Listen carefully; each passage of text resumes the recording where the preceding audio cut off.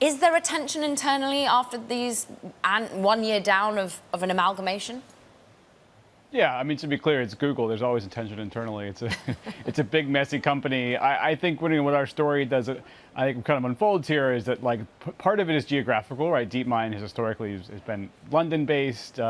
Google is out of its headquarters in Mountain View. You've had these sort of competing labs that in some ways operated very differently. DeepMind has, for the past decade, basically an incredibly well-funded research operation and doing some cutting-edge AI, probably the world's most cutting-edge AI, is not always connected to Google services, Google profits, its commercial center. Now they're attempting to, I think, swing much more in a focus on products to be, Gemini being the flagship one, competing with OpenAI's model. I think there's still a lot of bumps and warts and all in that merger. And there's always a conflict between how much is sort of doing these sort of core products versus more exploratory research. Talking of bumps and warts and all, look, the commercialization hasn't gone that smoothly. And that is kind of the problem of being such a big company where they can't act like a startup all the time.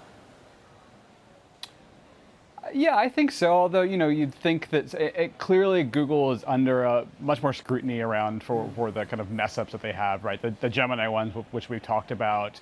And I think that's totally understandable given just how big of their services are, right? Like how many people are using Google Search on a daily basis, and how much responsibility that has, not just for their bottom line, but obviously like the regulatory scrutiny they're under. And internally, I think that those screw ups that they've had recently, I think there's going to be some interesting tension about what changes they make when they launch. They clearly have been scrutinized and criticized for a long time, particularly from internally for moving too slowly. And I think OpenAI and Microsoft has really pushed Google to move pretty fast. And you could say that some of these pretty public snafus they've had with Gemini might be a consequence of that.